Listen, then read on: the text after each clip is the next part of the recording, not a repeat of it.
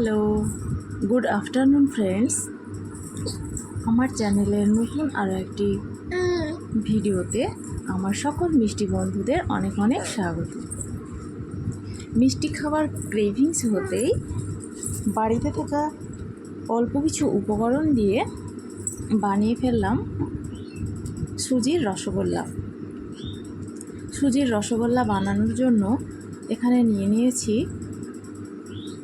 200 গ্রাম মতো সুজিটাকে 2 টেবিল চামচ ঘিয়ে ভালো করে ভেজে নিচ্ছি। লো আঁচে এটাকে ভাজতে হবে যেন ব্রাউন না হয়ে যায় বা তলাতে ধরেও না যায়।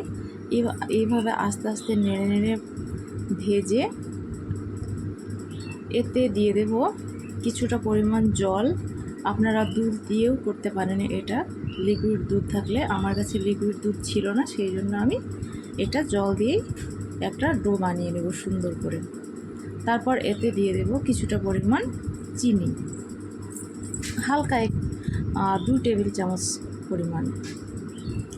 এই যে ডোটা আস্তে আস্তে শক্ত হয়ে আসছে,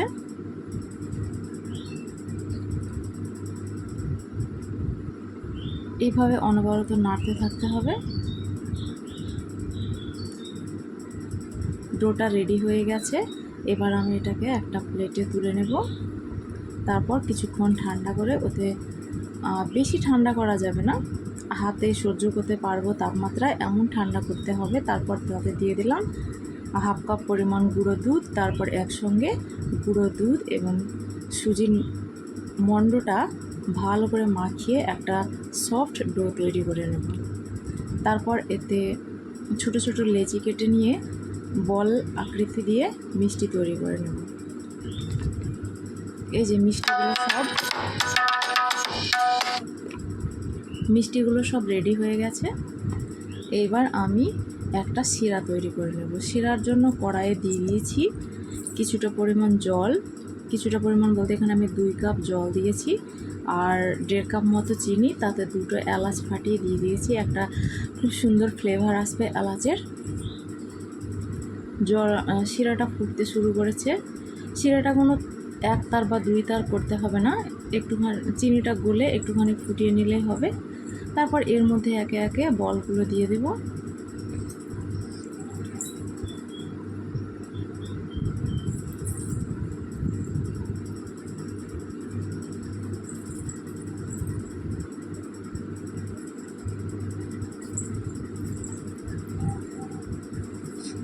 এগুলো দিয়ে কিছুক্ষণ 2 থেকে 3 মিনিট চাপা দিয়ে ফুটিয়ে নেব। আর বাকি কিছু বল রেখে দিয়েছি, যেগুলো আমি গোলাপ জামুন তৈরি করব ওগুলো দিয়ে। এই জন্য আমি কড়াই দিয়ে দিয়েছি কিছুটা পরিমাণ সাদা তেল। তেলটা হালকা গরম হয়ে এলে ওতে এই মিষ্টির বলগুলো দিয়ে দেব, দিয়ে হালকা আঁচে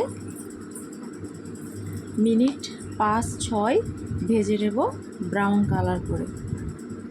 এটা একদম লো আঁচেই ভাজতে হবে। হাই হিটে ভাজলে উপরে কালার চলে আসবে, কিন্তু ভেতর থেকে ভালোভাবে ফুলে উঠবে না, ভাজাও হবে না। আর হ্যাঁ, এতে একটুখানি বেকিং পাউডার দিয়ে দিয়েছিলাম যখন আমি মণ্ডটা মাখি তখন। এ তো ব্রাউন কালার করে ভাজা হয়ে গেছে। এগুলো আমি প্লেটে তুলে নিয়েছি। এবার আমি মিষ্টির ঢাকাটা খুলে দেখলাম, দেখুন কত বড় বড় রসগোল্লা রেডি হয়ে গেছে সুজির। দারুণ হয়েছে দেখতে। এই রসের মধ্যে আমি দিয়ে দেব ভাজা মিষ্টিগুলো। একই শিরাতে 2টো মিষ্টি রেডি হয়ে যাবে। মিষ্টিগুলো খেতে অসাধারণ হয়েছে, দেখতেও খুব সুন্দর হয়েছে, একদম ভিতর থেকে সফট। আপনারা চাইলে বানিয়ে দেখতে